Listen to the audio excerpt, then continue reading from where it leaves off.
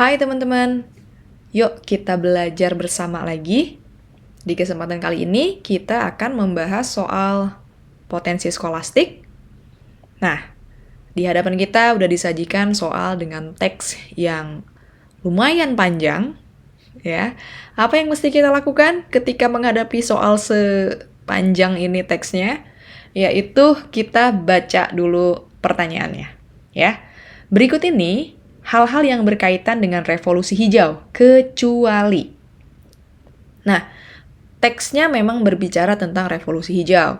Karena yang diminta itu kecuali, artinya kita harus mencari teks yang tidak sesuai. Kita harus mencari pernyataan yang tidak sesuai dengan teks yang ada gitu ya.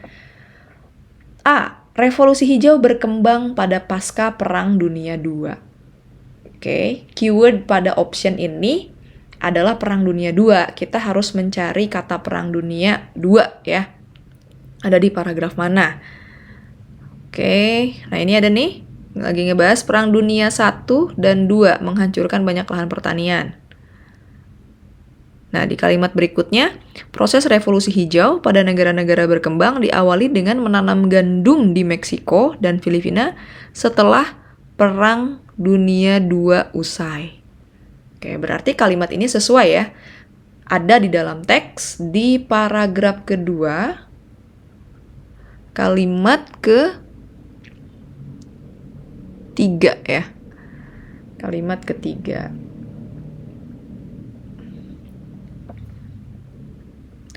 Oke, sekarang yang option B, pengembangan teknologi pertanian untuk meningkatkan produksi bahan pangan, terutama biji-bijian seperti gandum, jagung, dan padi. Nah, option B ini kata kuncinya pengembangan teknologi. Kita cari ya, di mana kita bisa menemukan keyword pengembangan teknologi. Nah, ada di paragraf pertama nih yang ngebahas tentang teknologi. Revolusi hijau adalah revolusi produksi biji-bijian. Ini tadi udah menyinggung berarti ya, ada di sini. Dari hasil penemuan ilmiah berupa benih unggul baru dari berbagai varietas gandum, padi, dan jagung yang mengakibatkan tingginya hasil panen. Dengan mengubah dari pertanian yang semula menggunakan teknologi tradisional menjadi pertanian yang menggunakan teknologi modern. Berarti option B sesuai ya. Informasinya sesuai yang tercantum pada teks di paragraf pertama. Oke. Yang option C, revolusi hijau di Indonesia dimulai pada masa Orde Lama. Nah, berarti kata kuncinya kita harus nyari revolusi hijau yang ada di Indonesia. Bener nggak nih adanya di Orde Lama? Paragraf pertama tentang perkenalan revolusi hijau, paragraf kedua tentang teorinya Robert Malthus, paragraf ketiga tentang revolusi hijau di Perang Dunia. Nah, paragraf keempat ini ada nih ngebahas di Indonesia. Gagasan ini dicetuskan oleh pemerintah Orde Baru. Oke, berarti informasi di sini revolusi hijaunya dilakukan setelah pemerintah Orde Baru, bukan Orde Lama.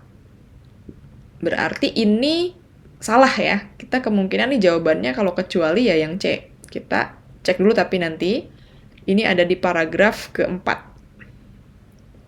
Kalimat pertama. Oke, kita cek dulu yang D. Revolusi hijau mengakibatkan dampak negatif. Nah, kita cari nih keyword dampak negatif di mana.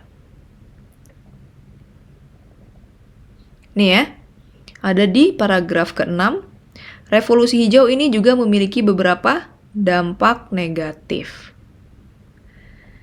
Oke, berarti ini benar ada di paragraf ke-6. Kalimat ke-4.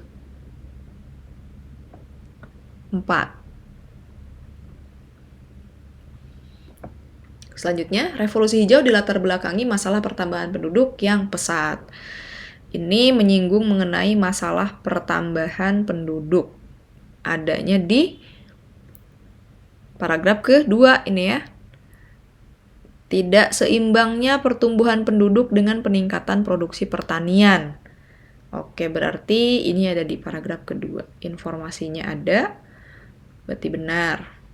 Yang D pun benar. Maka pengecualiannya atau pernyataan yang tidak benar adalah option C. Bukan di orde lama, melainkan di orde baru.